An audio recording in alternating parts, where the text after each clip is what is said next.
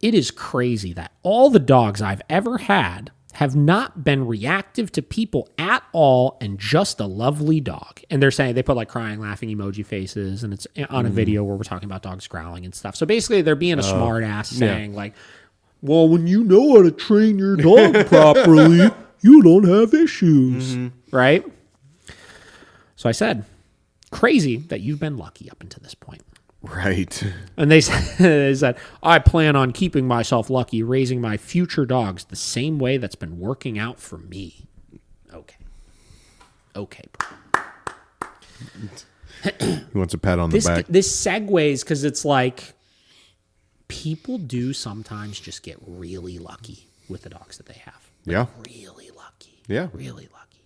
Right? And like, again, like even as dog trainers, we can look at it a million ways, right? For me, all the dogs I've owned in my life have been of varying different difficulties, right?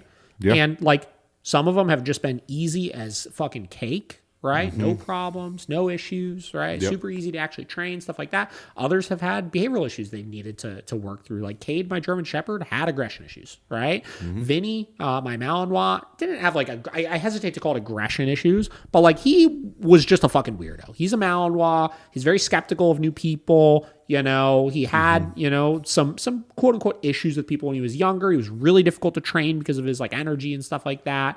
You know, Vera, easy, right?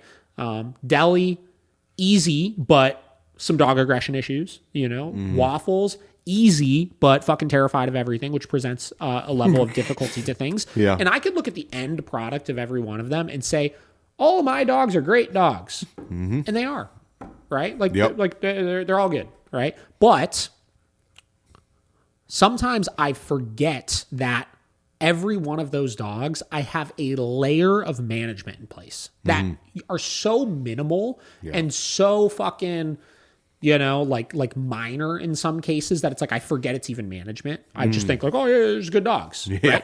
But there's layers of management in place, and those layers of management are in place because I know each one of my dogs has their own genetic limitations of how far they're going to be able to get with certain things or what they need in order to thrive and be successful. That I just think to myself, you know, I'm just the greatest fucking dog trainer in the world, and that's why they're just good dogs. But it's like, that's not the case. Yeah. Because there are, and with some of the dogs, some of my dogs or some of our clients' dogs, the level of management needs to be really high, right? And if you can't hold them to that level of management, genetically, they're going to like tear your life apart because, you know, because they're just challenging, right? Or they're going to be a liability because they're aggressive, right? And I think some people genuinely just get really, really, really lucky that they own a small number of dogs over the course of their entire life. And every single one of those small dogs that they own, or every single one of those dogs in their small amount of life that they've owned, have just been ones that require such little management in order to be successful. Yeah. You know? It's like people act like this, like, I hear it a million times. I'm sure this person would be one of those people that would say the same thing. It's like, oh, I've been able to train all my own dogs, right? It's like, I always ask the question, like, how many dogs have you owned in your life? Right. Even on a really, really generous level, let's say you are, I don't know, you've been owning dogs since you've been 18 years old living on your own, and you have 2 dogs. Let's say you have, let's get crazy here. I'm going to do some math, right? He's getting crazy with it. Average life of a dog, we'll just put 10 years, right? Let's say you have 4 dogs at a time. Yeah. And from 18 till you fucking die, right? Let's say 90. Let's say you lived to 90, right? 18 to 90. How many years is that? 90, 80, 72. So 72 years divided by 10. So we're saying 7.2 groups of dogs. Yeah. At 4 dogs. What do we got? You guys know when I start doing math on the podcast, things get crazy. Yeah. He's getting wild. So that's a total of 28.8 dogs. Yeah. From 18 to 90. Yeah. That you've owned in your life. I bet you it's not even close to that number. Right? First 100%, yeah. Right? Let's split that in half. Let's use 28.8 dogs, right? I have more than 28.8 dogs at my facility right now. Right? Like the amount of dogs we have seen versus the amount of dogs you have seen, like, it's too small of a fucking sample size. Yeah. You can't, nobody can go off of their individual experience with dogs and say that, unless they're working with other people and their dogs also, right? And can say that they've seen it all. Yeah. You know, that they just are so good that they know how to train any dog that's presented in front of them. Yeah. Right? Because even when I started professionally training dogs, right, and I did work with 28 dogs, or I worked with 50 dogs, right? I wasn't presented with half of what I've seen now after, 11 years of doing this or so. Yeah. Yeah. I mean, I will say... And that is such a generous number. That's a very generous number. There's not very many people that have 4 consistent dogs their entire life. But I will say I was kind of like that person because all my life we had dogs growing up. Every dog was great. I thought, life with dogs is easy. Life with dogs is easy. And then Titan became part of my life. Yep. And boy, did I realize I had no idea about dogs, really. Yep. I mean, that's how we like really connected in before like the filming and everything was through Titan. What was your first experience of meeting Tyson yourself? Because Tyson, she had him before you knew her, right? Yes. Okay. Yeah. Tell me about you meeting that dog for the first time.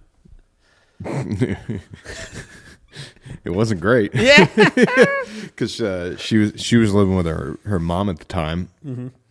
And the first time I came over, it was okay, Titan's he's a little crazy. Like, I got, just let him be. We'll go on a walk with him, And yeah, he like did the whole bark, at me the first time. The first time you ever met him was the same thing. And I was like, holy shit. Yeah. Like, this dog is insane, And then like I had to take the little steps to finally gain his trust and all that. But I mean, you know how he was with other dogs and everything like that. So that definitely changed my perspective on dog training and how little I knew about dogs. Yeah. But I was that blind, like I just had perfect dogs for 18 Owning years. Dogs is easy. Yeah. Yeah. I couldn't even imagine people that like their first dog they get is a pain in the ass. I got lucky with Vera was my first dog, right? Yeah. And she is like the most ideal dog. Yeah. I feel like, yeah. The only downside that she has to her, like literally, I think I'll give you 2 downsides, right? Okay. Downside 1, she's so food motivated. That bitch was sneaky. Yeah. Yo, she still to this day is the dog that if you leave a little food that's like kind of within, within a grabbing abilities of her, she's an opportunist. She will take advantage of that, right? Oh, yeah. So that's downside number 1. Downside number 2, the rescue world's going to fucking hate me after this, but she's a pit bull, right? She's part pit bull. And I get myself in trouble here. Those fucking pit bulls got that teeny little inch, itch in them to want to fight another dog. Yeah. So, she's been in a handful of nothing. Well, she's been in a couple major fights before, like with Deli. I've shared my fighting dog experience as well with you a million times.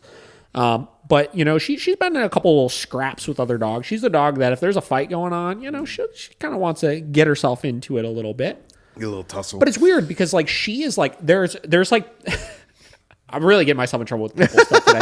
There's like levels to this, right? Yeah. This like pit bull dog aggression thing. I feel like the bottom level, is the social-ish pit bulls. The right? social-ish. Which are the ones that actually socialize extremely well with other dogs. But under the right circumstances, it could come out of them. Vera's in that category, right? She's the dog that I used to, when she was younger, I would use her all the time to help like introduce her to other dogs and stuff. And she'd be fine, right? But there's just been those couple little circumstances where, that it comes out of her a bit. Yeah. Then you have like level 2, which is really fucking dog reactive pit bulls, but then they socialize fine under the right circumstances. Yeah. Then you have the ones that are just fucking straight up like game bred. Yeah. you got the game bred pit bulls. Those dogs just want to fucking fight other dogs. Literally. Yeah.